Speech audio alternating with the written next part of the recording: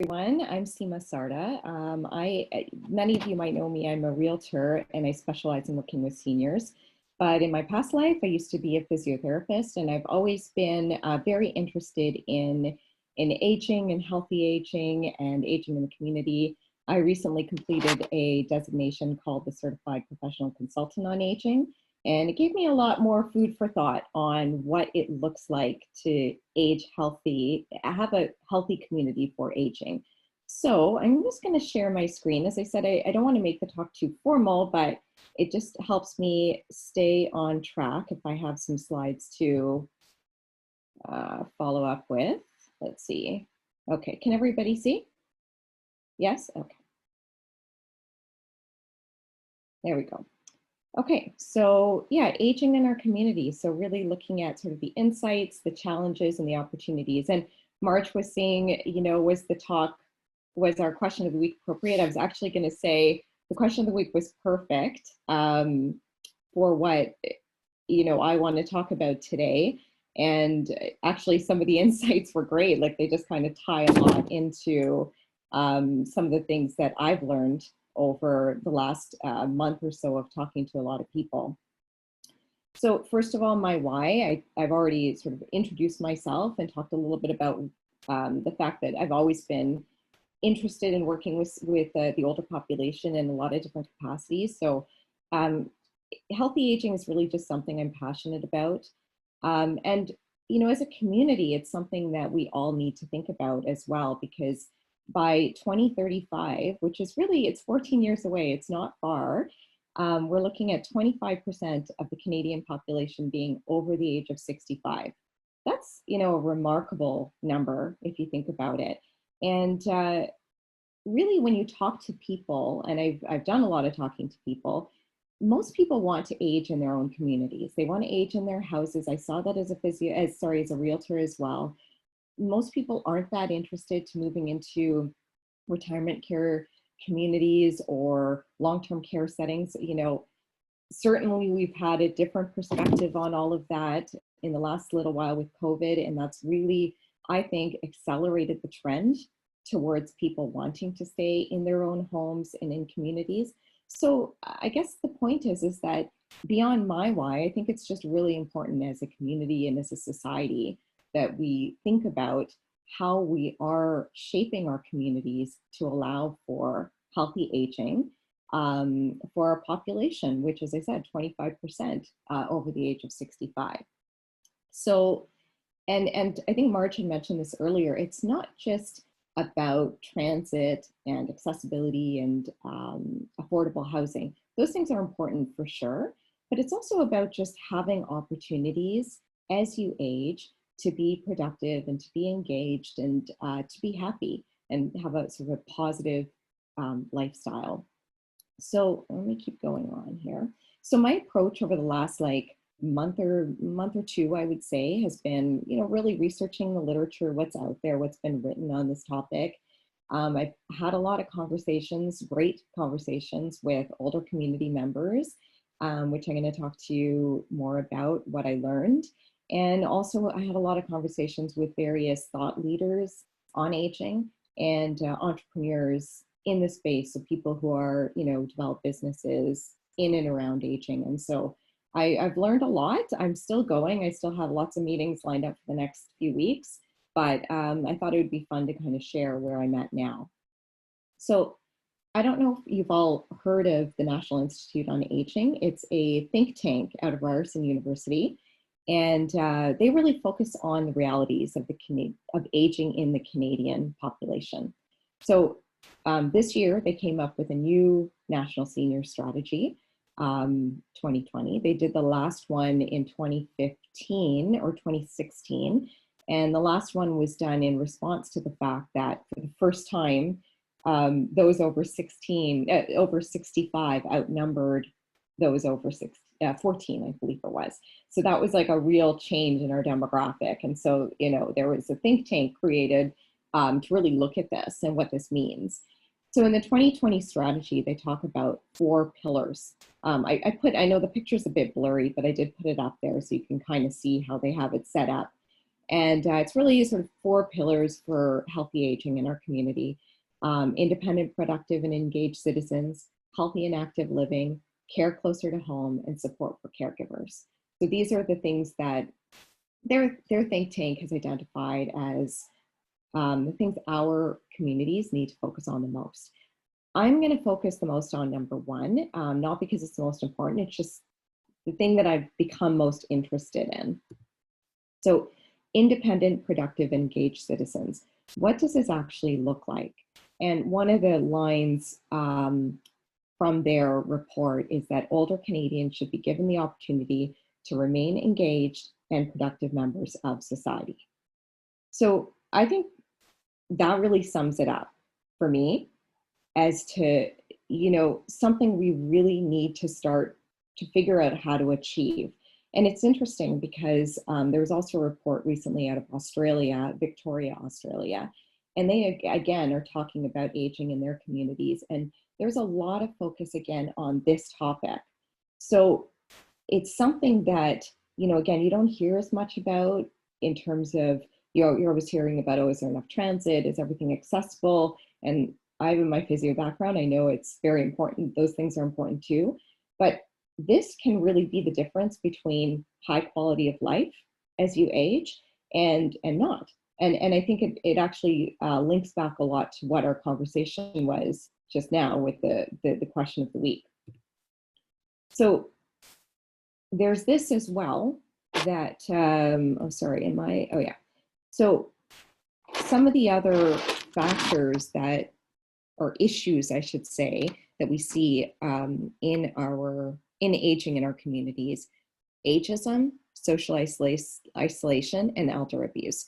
And what is ageism? First of all, ageism is probably the only ism, when you look at racism, sexism, that it's really still socially acceptable in our communities. And it's sad that it is like that, but you see all the time, like the number of old jokes, and it's just socially acceptable to sort of say things about older people and not really think about the consequence of what you're saying. And not to say we can't have any humor around aging or whatever the case is, but I do think that we do need to start to make a change in our society about how we view the older population. And one of the ways we can do this is by really just painting a different picture of what older people are to our community. So right now, there's I think a lot of image of an older person being somebody who's frail and a non-productive member of society, somebody that maybe can be a little bit more disregarded. And really what we want to be doing is painting a picture that older people are actually valuable and contributing members of the society. And that kind of shift can really help to change attitudes around aging and how we sort of interact with each other and with older individuals. And, another thing with older people being more connected and more engaged is that I think it helps bring together generations, which is, again, really critical in combating ageism.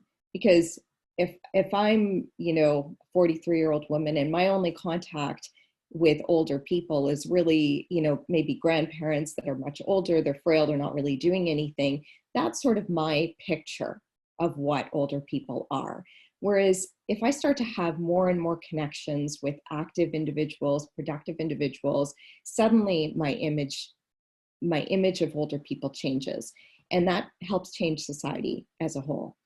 Social isolation, we hear about it a lot. It's very sad. We've seen a lot of it during COVID as well. But again, the more engaged people are and the more productive in a society, the less we're going to see this issue of social isolation.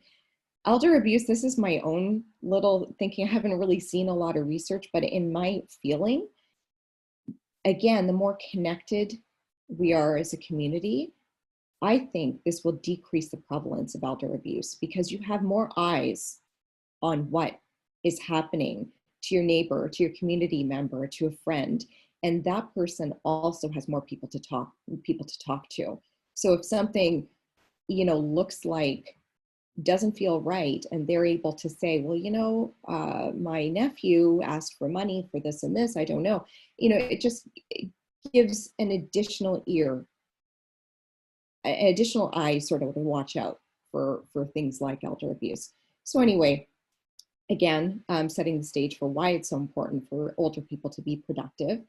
And now, of course, how am I going to learn the most about leaders in the community and productivity and engagement than talking to members of this group? This group is, oh, sorry, I'm skipping a slide here. Sorry, I'm going to quickly read this, and I'm sorry, I have a few really busy slides here, but really another point that I want to make is that as older adults retire, we're in a different stage now. People are retiring, and I know that's a bit of a dirty word, but I just, for lack of a better term, they're retiring young and healthy, quite frankly, and with many, many, many good years of health left. And in many cases, very highly skilled individuals with, that are really an asset to our society. So, whether that be as a volunteer, as an entrepreneur, or being retrained for doing something else in a different career, again, being engaged and productive, it's a win-win for society and for the individual. And that's, something that I feel is so important as we go forward. So as I was just saying, that I did talk to quite a few members of the community. I hope I got everyone's name somewhere in this presentation, but I do want to thank everyone who agreed to speak with me, because I learned so much. And it was really neat to hear people's stories and how they got into what they're doing, and just their opinions on aging. And again, it's like the talk we just had. It's really neat to hear the different perspectives. So I do really appreciate that.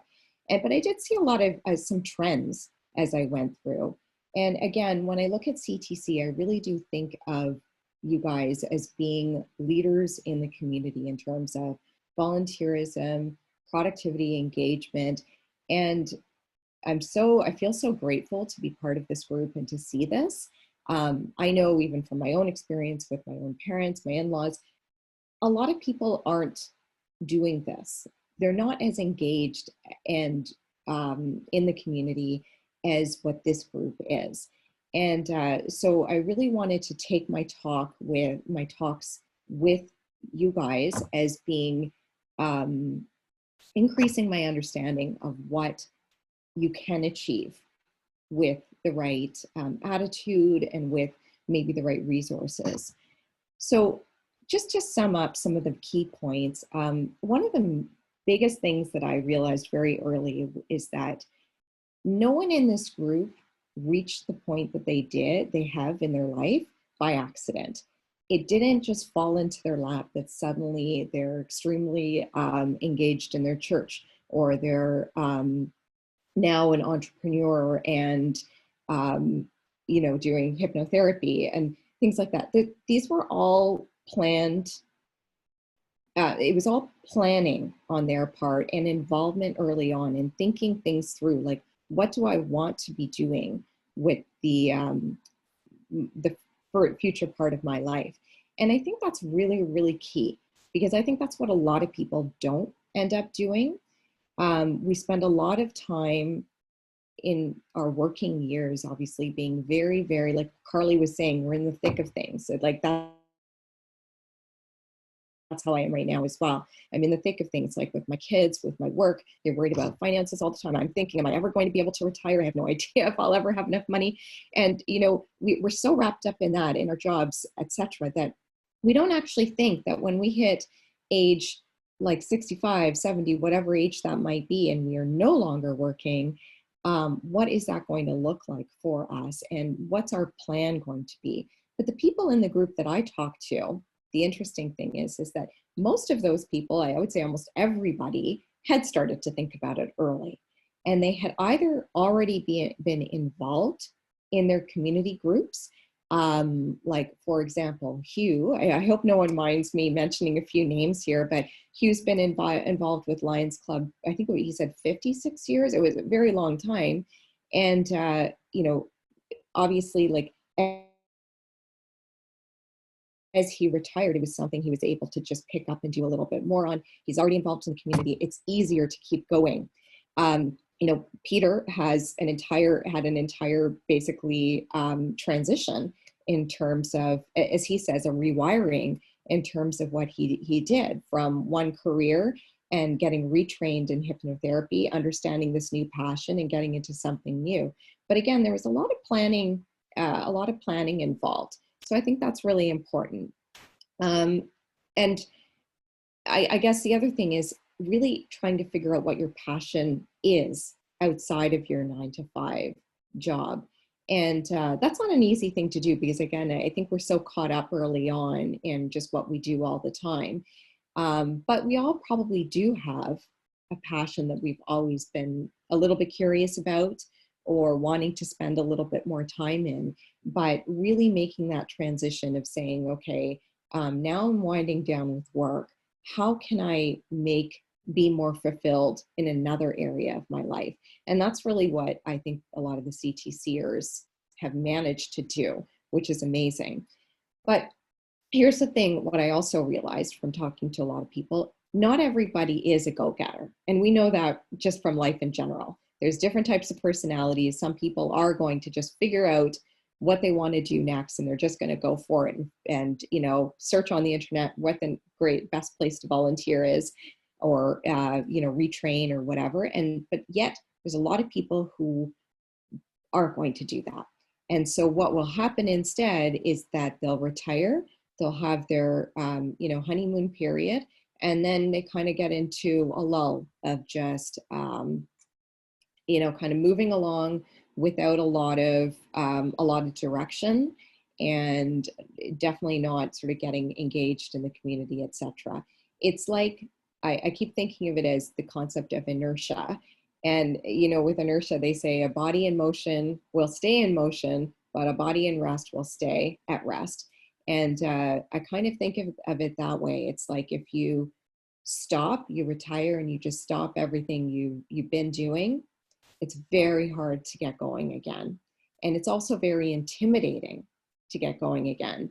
And I have said to a few people that I've talked to, I'm like, I feel like I can empathize with that. When I had my kids, I had 3 kids very close together, and I did stay home for several years.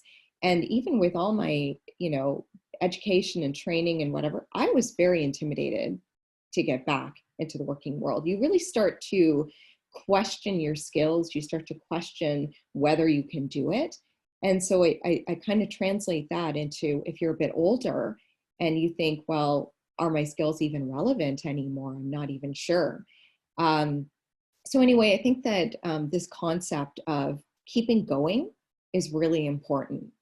And so one of the suggestions that came out of one of our groups is that really needing a platform that can highlight leaders in the older community, almost like a CTC for everybody, which would be great, because I think one of the things that CTC really does bring is, first of all, it shows you what you can do, what other people are doing, and it kind of gives you a feeling that, okay, well, if somebody else can do that, maybe I can do it too, or connections in terms of who can I reach out to? I want to be involved. Like, that's how I got involved in Coldest Night of the Year. Rahana came in to talk. I thought, that sounds like a great cause, and I got involved. I mean, if I had never been at CTC, I never would have even heard, literally, of the CNOY walk. So, again, almost looking at this platform around education, around awareness of what the resources are, what the opportunities are in the community, and really highlighting some of these leaders like yourselves in our community, people who have really, taken their retirement, what is the saying, when you take it by the horns or whatever, and run with it. So I did also talk with a few people, well, quite a few people. I'm just going to highlight a few that I thought were a little more relevant to what I'm talking about today. Some of you know this guy, Riley Moynes, and some of you don't, but he's a really interesting guy. He used to be a financial advisor, and he wrote a book. I have it, Peter lent it to me. So he wrote 2 books actually. I don't know if you can see it. So this is one, it's The 4 Phases of Retirement. This is another, The 10 Lessons, and how you too can squeeze all the juice out of retirement. So he talks a lot about what I'm talking about. You know, he's broken it down into 4 phases where you have your honeymoon phase, as I said, where, you know, you're like, I'm going to travel all over the place. I can't wait. And then you end that and you're in the 2nd phase. And suddenly it's like, oh, it's a lot of loss because suddenly you don't have your structure anymore and you don't have, you know, maybe the authority that you had earlier with your role. And, you know, people, like he said, at this stage really do sometimes slip into depression. They, the rates of suicide, divorce are much higher in this phase. So he's really interesting because he runs workshops, etc., about how to kind of find your passion and go with it. Like try and figure out what are your skills, what are you passionate about, and how can I kind of, as Peter and he says, how do I rewire my last this last stage of life, I guess, if you want to, I don't know if that's the right term, but so, you know, again, I thought that was pretty interesting. And just to let you guys know, I don't know if Marge or Peter have ever said, they've both been on his podcast. And I think his podcast is called The 4 Phases of Retirement. So if you want to listen in, he's a pretty neat guy. The thing with him is that, you know, he has a bit of limited reach because he's really talking, when he's talking, it's more to people who have investment advisors. And he does say, he said clearly to me, I assume that people have the money, financially secure, and that they have the health. So again, his audience is a little bit narrower, but I think his approach is really interesting. I also talked with Amy Dupree, who is really one of the leaders in the field of aging. She's a lifestyle transition expert. She's a real thought leader on aging. And I cannot say this word. She's a gerontological social worker. And her approach has been over the years, like she's been on plenty of committees, et cetera, but her approach in terms of approaching aging has been more through the business community as well. She talks again a lot through the financial services sector in terms of training advisors on how to help their client, their older maturing clients. So I thought that her reach is quite big. She's worked with BMO for like many years. And I think that her approach is also doing workshops with their clients, which helps as well. So I thought that was pretty neat as well. And she also, when I talked to her, she said, yeah, I mean, this is, the more actively engaged people are, the better quality of life older people will have. The difficulty is reach, like reaching people who are not already engaged. And Murray Etherington, he's actually the president of CARP. I don't know if everyone knows what CARP is. I always forget what it stands for, Canadian Association of Retired Professionals. They're a great organization. They're all over, I think they're all over the country. There's not one really close to us. He's president of Mississauga. So again, they do a lot of community outreach, and you know, they do a lot of talks with groups, trying to engage people. Again, they actually have a buddy system where they get volunteers to help with, people who are socially isolated. And the interesting thing he said to me is, he's like, I can get volunteers, no problem. The challenge is to get the people who are socially isolated. And I think this is sort of the key thing that I keep coming back to, that the people who are basically already in the community, they're accessible, and they're the ones who are pretty much already involved in something. But really the challenge that seems to be coming up over and over again is, how do you reach those people who are not already engaged? I understand that there's some people who absolutely don't want to be involved, and they're perfectly happy just sitting at home, and that's fine. But I feel that there are a lot of people who would be happier with more involvement. And this is sort of the segment that is unclear to me still. How do you reach them? So I had some other great conversations as well. Mona Lancaster, which many of you probably know her, she runs the memory care house. She's super passionate about what she does, and it's always great to talk to Mary Bart as well, another really passionate woman. Caregiving Matters, she runs that website. If you don't know her, and they do a lot of support around caregivers, which is another. You probably saw it. It was one of the pillars in the national senior strategy. Again, amazing individual, super passionate. They do a lot of community outreach as well. So again, I guess that is another means by which you can access people. I spoke to Brian, who's here today in the group. He does living assistance services. He's actually, one of the things I'm super impressed with is that he has everyone who works for him does the same curriculum that I just finished, the CPCA. So he's really very knowledgeable as well about seniors and about aging in the community and how important it is to sort of be respectful of how people age, etc. Heather Bebas, she's really interesting actually.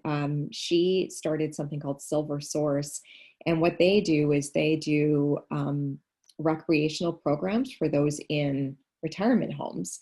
And so she brings in all kinds of experts, like who are maybe they're experts in art or travel or whatever the case may be. And she runs these programs. And I said to her, well, this sounds really neat. She's really had a lot of challenges during COVID because she can't get into retirement homes.